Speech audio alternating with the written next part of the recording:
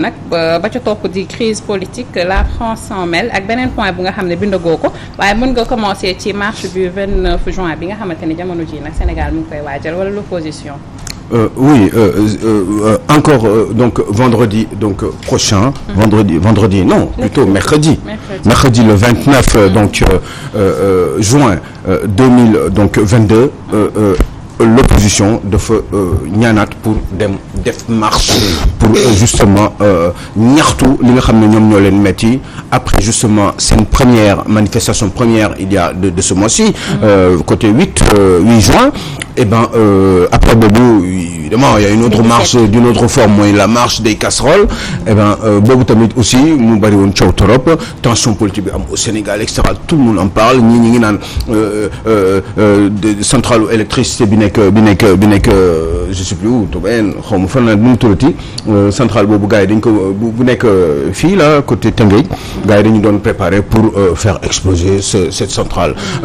ku nekk ngi wax sa côté ñi di wax ay rebelles des gens qui ont été retenus parce que tout simplement ils sont soupçonnés dañ leen nar a jàpp dañu nar a bëgg a créer benn espèce de zizanie boo xam ne day déstabiliser le pays et puis même jusqu'à aller jusqu'à aller déloger le président Macky Sall du palais de la République donc coow gi bari na Sénégal nekk en crise tout le monde parle alors que véritablement ce pays naturellement et comme je l'ai toujours pensé a besoin de stabilité mën nañ ko am ci politique gu gentleman stabilité mën nañ ko am ci politique gu politique gu politesse boo xam ne mooy am entre ak respect mutuel boo xam ne mooy am entre les hommes politiques stabilité loolu moo koy indi bu fekkee ne loolu amul bu fekkee ne c'est le contraire en général comme la haine qui existe entre ces hommes politiques là juste parce que ils sont omnibulés par le pouvoir ñii dañu bëgg n'importe comment toog ci pouvoir parce que bëgguñu fi jógee ñeneen ñi dañu bëgg complètement et radicalement par tous les moyens récupérer le pouvoir parce que dañu ne il faut que ñu jël ko ce qui fait que ni benn haine boobu nga xam ne mooy nekk ci seen biir attisé nekk benn espèce de braise benn xal boo xam ne moom moo nekk ci seen diggante xal boo xam ne da nga am ñu ngi koy boyal mi ngi def la fumée ba tey fumée mi ngi def la fumée donc ba léegi te fumée boobu ñuy boyal bés bu tàkkee et ben coow dina jib ci Sénégal parce que finalement bu boobaa fi ñuy mujjee mooy toogaat ci ay table mais boobu na fekk ni yu bari yàqu na et je crois que c'est pour ça que justement il faudrait une grande alerte par rapport à justement ce pays ces hommes politiques dëkk bi am na ñoo xam ne nekkoon nañ fi ana ñoom Lamine Gueye ana ñoom Léopold Sédar Senghor ana ñoom dañoo am comment dire les autres Mamadou Dia entre autres ñoom Valdiodio Ndiaye ba ñoom Senghor ñëw ñoom Babacar Sall mais Babacar Sall bi nekkoon ci Abdoulaye Wade entre autres ñi nga xam ne jaaroon nañ fi ana ñoom Landing Savané ana ñoom le grand monsieur qui est décédé enterré à Saint-Louis le grand Ahmed Dansokho ñoom ñëpp tey jóge nañ fi et pourtant Sénégal rek a leen taxoon jóg jéem a xeex pour le pays alors ñun aussi nañ fi jógee ëllëg et je pense que ni bu ñu fi jógee ñeneen nañ fi jógee suñu doom yi aussi nañ fi jógee ba bis jot àdduna tukki et ben balaa loolu dañu war a vivre confortablement vivre normalement vivre en toute dignité et pourtant on a remarqué que comme ni ma ko waxee électricité bi mi ngi gën di tàkk entre l'opposition et donc le pouvoir en place et ça fait qu'effectivement coow gi bari na trop ba nit ñaa ngi wax lu bari ci ay ñii da ngi naan élection du am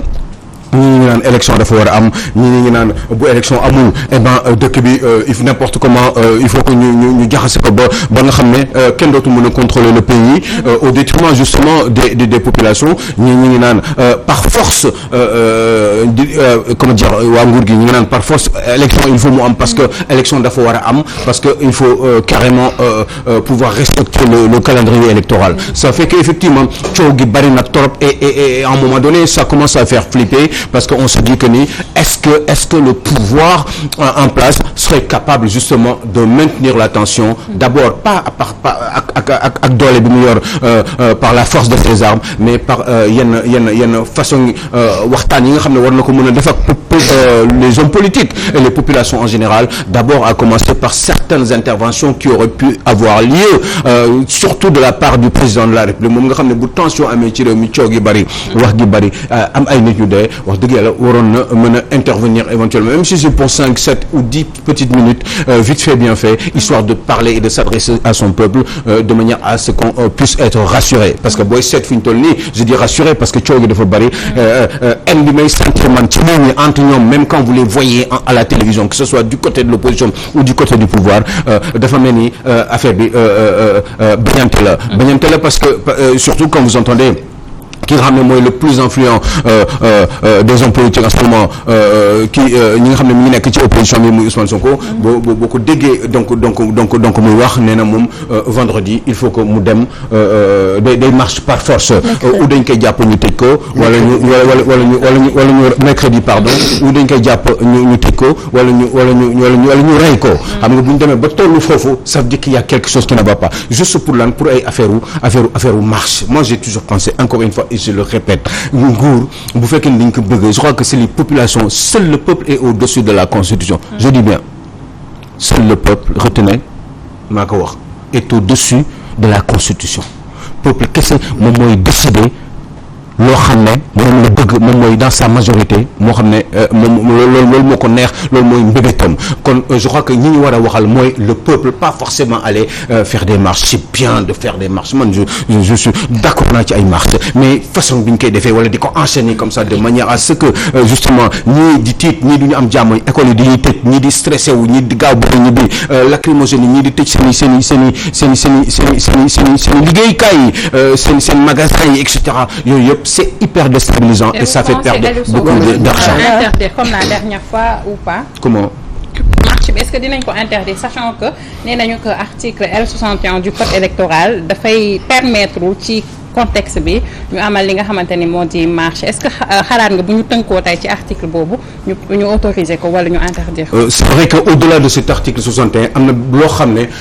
c'est des décisions qui sont prises de manière en général discrétionnaire. Discrétionnaire mooy mën nga jël yow yaay état yow yaay force publique mën nga jël benn décision sans pour autant wax lan moo tax nga jël décision bi parce que tout simplement dafa am xëy na yoo xam ne da nga koy xam te nguur gi te population bi mënuñu ko xam parce que du état du lépp ngay wax. moo tax seetwuloo ñi nga xam ne dañ daan manifester nekkoon dans l'opposition tey bu ñu yoree ci nguur dañuy nekk ci benn espèce royal politique boo xam ne moo leen di permettre li ñu daan def ñoom seen bopp bi ñu nekkee ci nguur gi dootuñu ko ñemee def parce que seen niveau de responsabilité moom moo tax en général may wax toujours ki nga xam ne dafa nekk dans l'opposition il faut muy sóoraal ne ëllëg un jour mën na téye nguur gi te bu téye nguur gi ci même situation yooyu lay nekk parce que des fois nga nekk ci nguur am yoo xam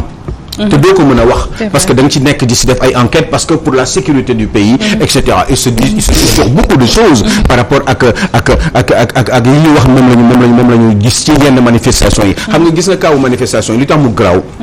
dans nos pays bu fekkoon c'est dans les grandes démocraties sauf quelques exceptions en général quelques exceptions nga gis moom ay échauffourées wala yu demee noonu ça ne veut absolument rien dire gis nga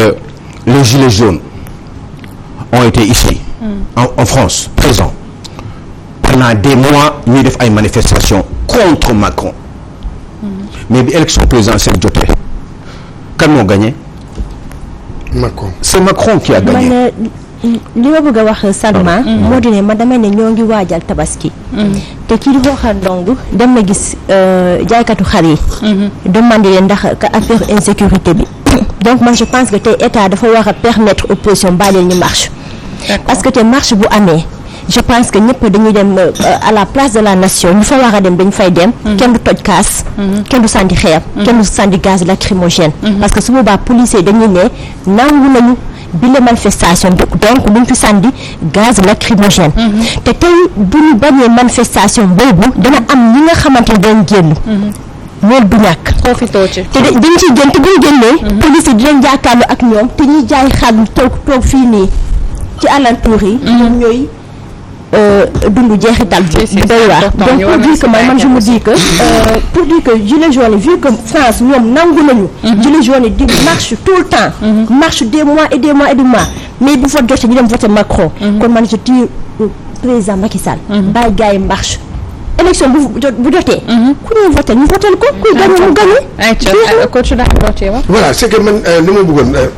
Aliou espace politique bi kan moo war a njëkk maanaam kan moo ko war a njëkk a apaiser ba nga xam ne yii ngay wax ni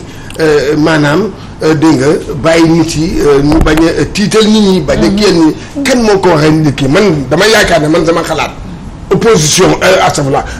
nguur gi la parce que am na yoo xam ne yow boo ko defee da ngay créer maanaam instabilité ou bien da ngay créer gars yi di fippu gars yi di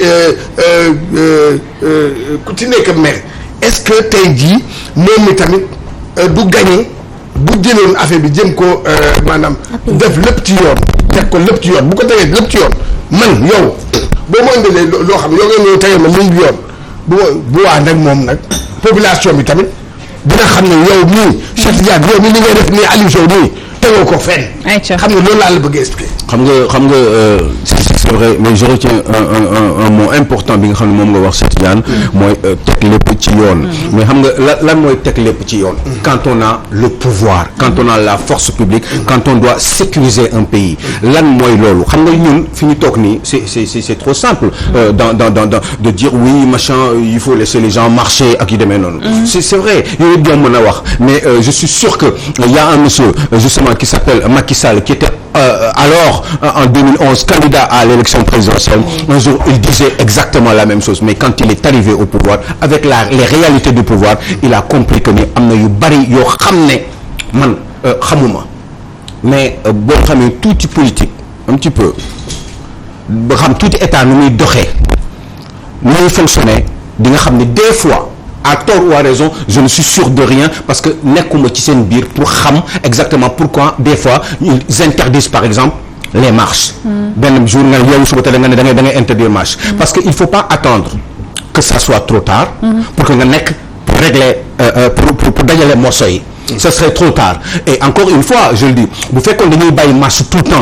temps dans un pays comme le nôtre yi nga xam ne c'est des pays qui sont en voie de développement dëkk yoo xam ne dañ ko war a defar dañu nekk di ko construire il est une question pour man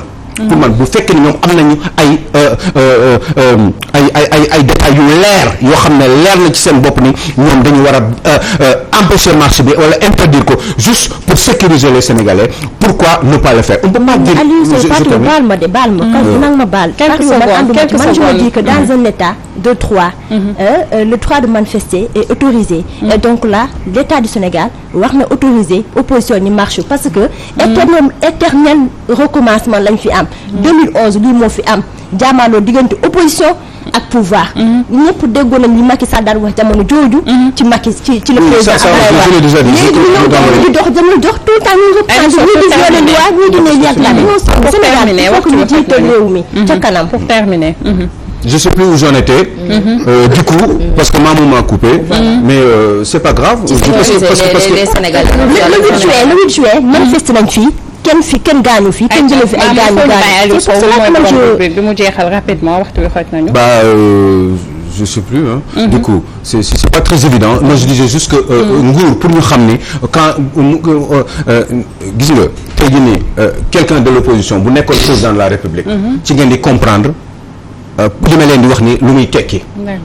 marche kenn mu di ko principe bi mooy ñi bàyyi autoriser gars yi marche mais ñun suñu dëkk yi ak ni mu demee ak suñu économie ni mu fragile dañ ko war di sécuriser on n'est pas dans les grandes démocraties ce n'est pas vrai mënuñu autoriser gars yi sax parce que ci biir marche yi mënoo xam ñan ñoo nekk ci biir marche ay reyante mën na am ci biir bu boobaa reyante sax après lu ñuy def nekk duñ fa nekk dara lu dul di tamante dëmm diw moo ko def wala diw moo ko def état bi di accuser opposition di accuser mais boobu fekk na am na ay doomu jàmbur yu dee bu fekkoon ni ñun état yi am nañu ay garantie ni mën nañ sécuriser lépp jusqu'au petit doigt keroog nee nañu gis nañ fi ay affaires yu ñu génne ay gars ay matos yu gars yi di defar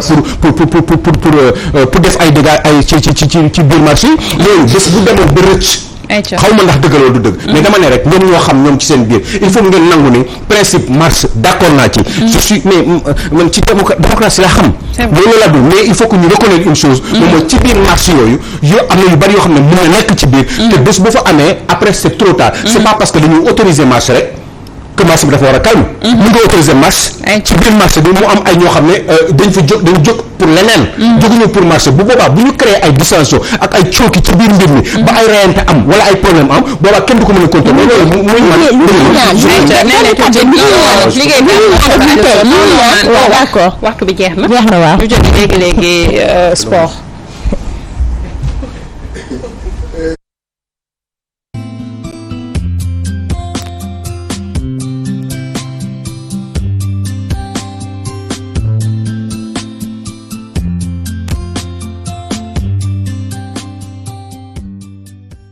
ayca nga war a wax ci Coupe du Sénégal nga ne dañoo. C'est vrai.